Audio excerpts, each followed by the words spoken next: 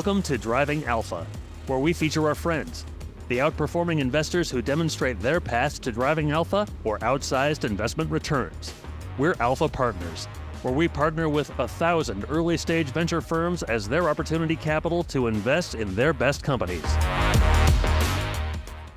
Hi, I'm Steve Brotman. I'm your host of Driving Alpha, where together we engage in conversations with allocators of capital and entrepreneurs in the venture capital and tech realm. The inspiration for this podcast came from a supercar event I hosted with my firm about 10 years ago with my favorite VC and investor friends and entrepreneurs. And every year, what I would do is I'd rent 6 exotic supercars, Lamborghinis and Ferraris and McLarens just for the day, and invite 11 other investors, VCs, and entrepreneurs to spend the day together. So each car would hold 2 people, a driver and a passenger, and we'd swap cars and driver positions every half hour. And it turns out that the cars are fun, but it was the people and the interactions between those people for 30 to 60 minutes at a time. That was just the best part of the day for everyone. And the food is great, and the drinks are great afterward, and the dinner. But this podcast was really inspired by an attempt to recreate that type of conversation.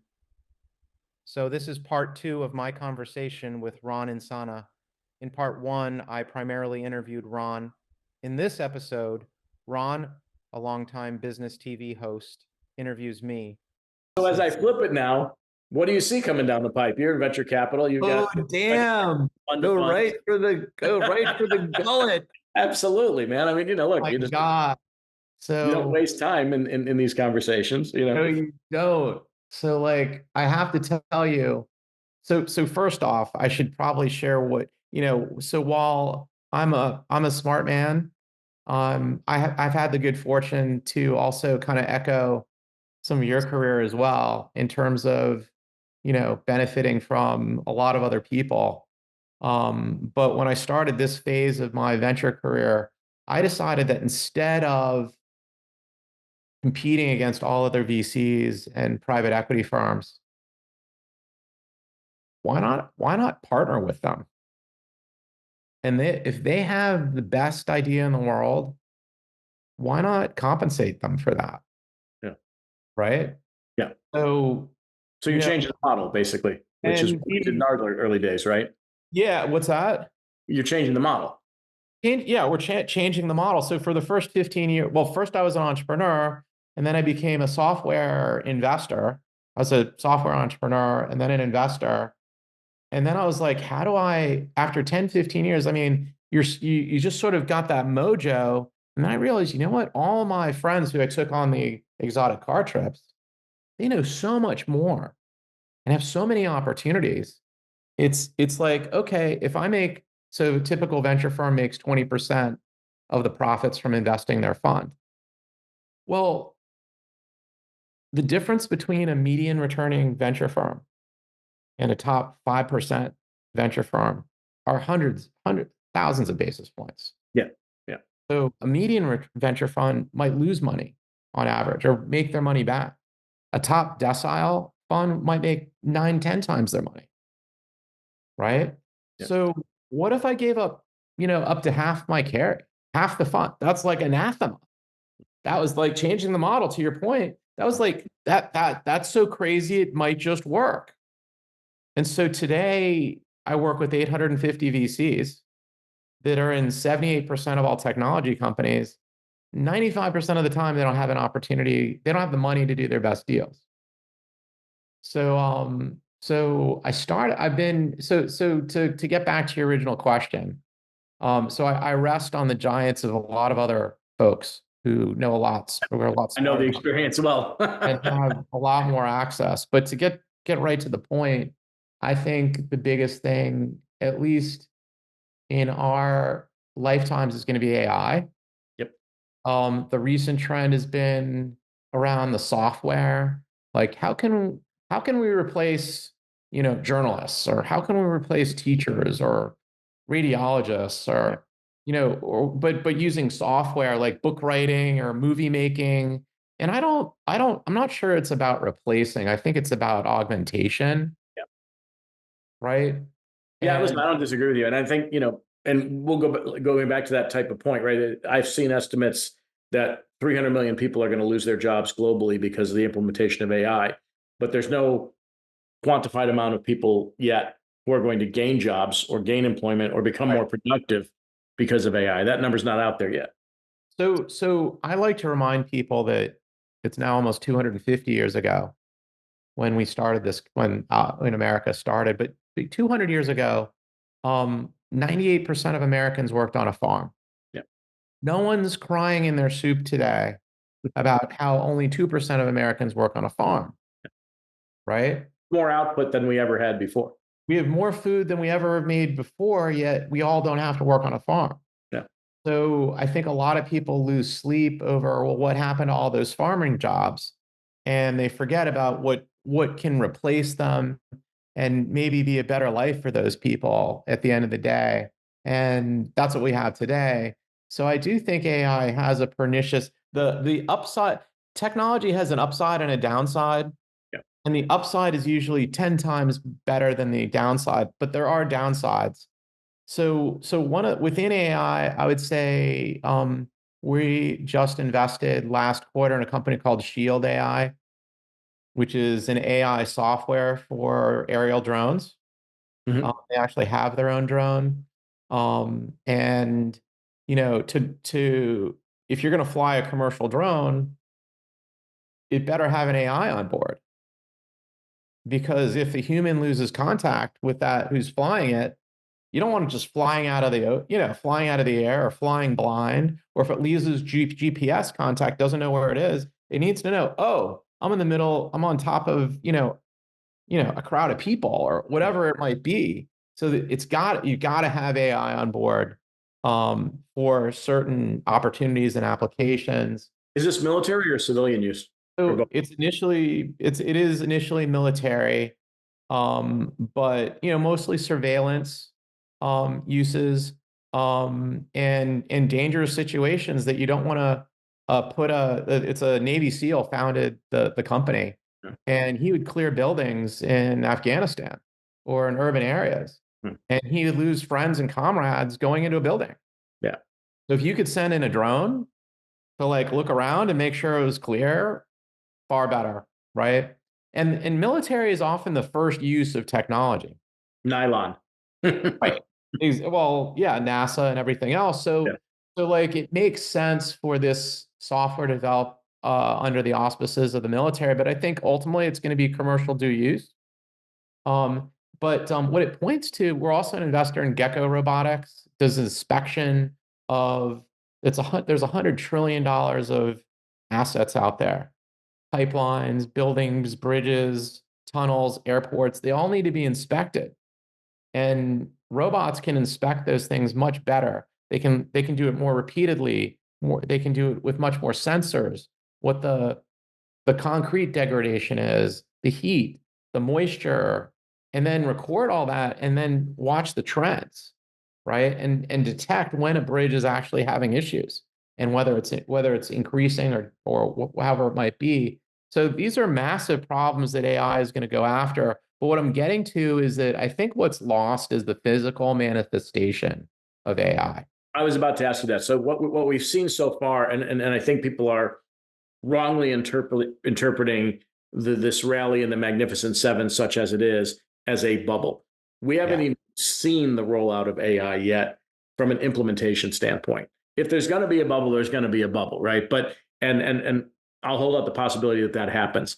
But we're not there yet, and you're still investing early stage in the companies that 2, 3, 5 years from now are going to come public, and as you say, manifest what AI has to offer. Yeah, it's really at the growth stage. That's where we focus on, and our VC partners focus on the early stage. We're sort of where the company gets to 10, 20 million in revenue. Right. So it's not just an idea. But lately, so that's where I think that's the interesting point is when AI starts not just doing, sending you funny cat pictures or making up cool videos. But when it starts impacting the physical world, that's kind of interesting. A company called Figure recently raised a ton of money in the humanoid robotic space. And just to give you a sense of how big a market that is, 50% of world GDP is human labor. So now okay, so this takes us to the other question is displacement. Does that mean 50% of global GDP becomes robotic, and then that percentage of the population is in search of income? It's going to take 200 years. Okay. Just like farming. Yeah. No, I don't think it's going to be instantaneous. It's going to take a long, long time, maybe not 200 years, but there's going to be, and then the value that of this is, so I don't know if this is feasible within the next 5 or 10 years, but I think there's sort of the drum beats of physical manifestations. And I think that it's going to be, think about all the jobs that need to be done that don't want to get done. I mean, even Amazon's got they've got a robot that can load 1,000 boxes per hour onto a conveyor belt, which no human can do. 4% of GDP is janitorial services. Yeah. Right? Like another, then you've got, those are jobs that people don't want necessarily. The graveyard shifts in sorting and pack and pick. Yeah. Like sorting mail. 1% of Americans work in the US Postal Service. Yeah. Like, could they have better, are there better opportunities and better uses of those people? And by the way, we've got the biggest generation of elderly people. Yeah. It's ever going to be. In South Korea, they have a replacement rate of 0.6. Yeah. How are those people going to be cared for if there's not a humanoid robotic sense? Like it's just Twilight Zone, it may be just in time. So I think how do you get along without your phone today or your PC? You couldn't. Right. Everyone's gonna have what's gonna be amazing. So that's the cool part, is that today it's unthinkable 20 or 30 years ago that 80% of the world population has a computer in their phone, smartphone with high bandwidth, everything else. They can entertain themselves. They can educate themselves. They can, just with this, they can do anything. The poorest person, library, right? I mean, people, what I find, I look at I get my screen time, readings every week, and it's an inordinate amount of time. But most of my time, like, I'm not messing around on my phone. I'm reading the news. I'm finding research. I'm before I go to sleep, I'm scrolling through X or Twitter, whatever the hell it's called, and looking for other items that I missed during the day. And that's, you had to go somewhere when I was younger to do that, and right. It was open. That's exactly right. What I wanted to get to, though, is 200 years ago, to have a manservant. Yeah. Right. You had to be rich. Yeah. 30 years ago, to have a TV, you had to be rich. Today, you don't have to be rich to get an education. Right. You don't have to be rich to get educated, to watch YouTube. You don't have to be rich to even talk to if you're a nanny in another country as an immigrant, you can still talk to your family every day, live on video. Yeah. Like 200 years ago, that wouldn't have happened. So I would say maybe in 50 years, everyone has their own service. Yeah. And we'll make everyone is going to have that means that everyone's going to have the level of wealth that only maybe billionaires had today. Some of the guys. Are you then subsequently turned on by longevity science, which is also getting fairly weird at this point? At least from a very provincial view of it, it's in terms of biotech, I don't tend to focus on biotech as much. I have, because of my feelers with our 850 VCs, we do get that sort of inbound interest level of stuff coming in. It feels like borderline quackery right now. It just seems like we're not there yet. We're not at our AI moment. Right. for longevity. I was pitched a headset that sits on your head and vibrates and has so tones and stuff. And apparently it reduces plaque, brain plaque. And Alzheimer's. Yeah. yeah, like, I don't know, that's a multi-trillion-dollar market. If it works, If it works, yeah. if it works and it doesn't kill the person in the process, I mean, or even if brain plaque is really the thing causing Alzheimer's, Right. right? It might Which- not even be. So the whole biotech stuff. So actually, I'm going to have one of my bigger investors, a guy named Joe Edelman. I'm going to have him on. Joe runs Perceptive Life. It's one of the biggest biotech hedge funds. He's probably the most successful biotech investor in his generation. But I am so excited to have to start Alpha Driving Alphas as a podcast, and you've been an inspiration to me. Oh, thanks. Same back. Yeah. Thank you for coming on for the Let me ask podcast. one more question before we Okay. wrapping up. No. But no, I'm just to follow up on the AI thing, just with respect to the risk and reward prospects here. Every time I go out and give a speech and talk about AI, people want to know whether it's going to destroy humanity or help it, whether it's Skynet, Terminator events are going to take place. And, they're rather pedestrian questions in a certain respect, but when you're listening to regulators and legislators, when you're watching television or whatever medium you choose to engage with, there's constantly this drumbeat that this could be the thing that destroys us, whether it's accidentally triggering a nuclear war because we hand off the control of systems to artificial intelligence or so on and so forth. There's a large fear factor here at the moment. Yeah, and I think I think when I've talked to entrepreneurs in this arena before, if you think about nuclear energy, it's really too bad that the first use of nuclear energy was Hiroshima. Yeah. And Nagasaki. Yeah. So, I think nuclear power, it's starting to, I think it suffered a pretty grievous blow. Yeah. And other uses for nuclear once that happened. And so I'm hopeful that we don't have drone armies, and that's how we get to know drones, as opposed to, hey, this is my caregiver. Or what's interesting is that what I've been learning about this is that most tasks don't require human level consciousness. Right. Most, I've picked weeds before in landscape. I've picked weeds as a team. Yeah. So most tasks don't require a level of human consciousness that we're talking about taking that box and moving it over there on this platform, right? Or taking my garbage out. We're not talking about human level intelligence, and these machines, I think just like full FSD, is it called? Full autonomous driving. Oh yeah. Elon keeps on talking about it as it's going to come next year.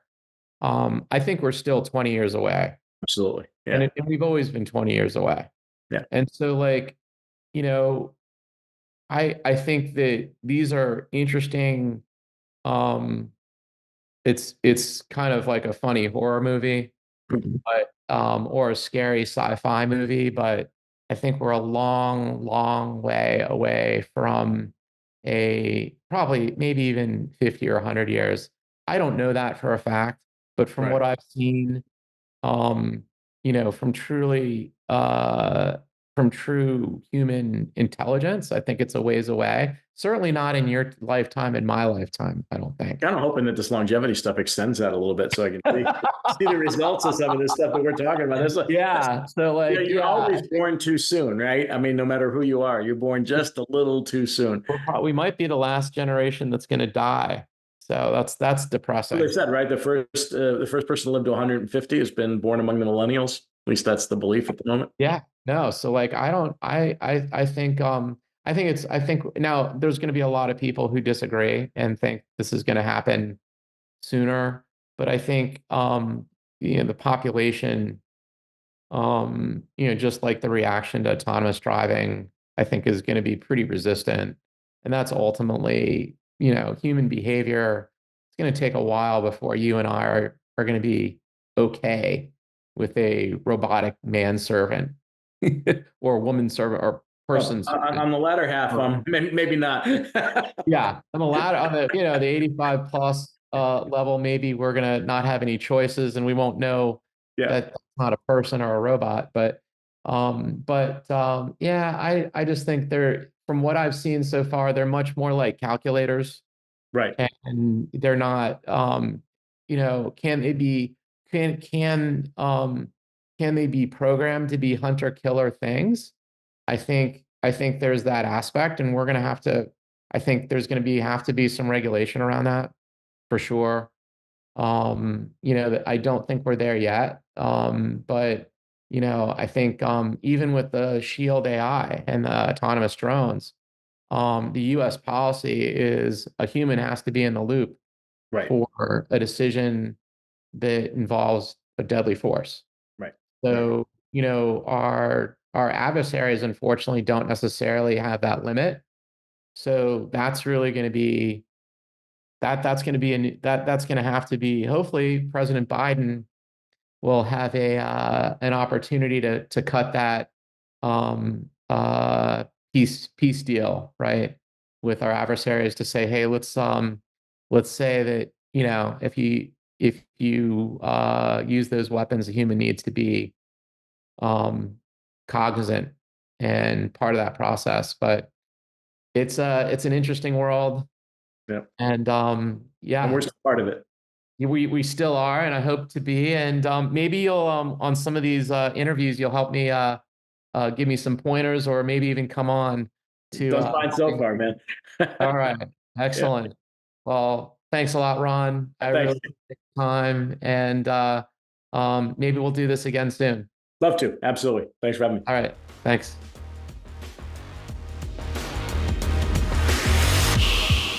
Thanks for listening to the Driving Alpha podcast, where we host top investors to demonstrate how they outperform the market.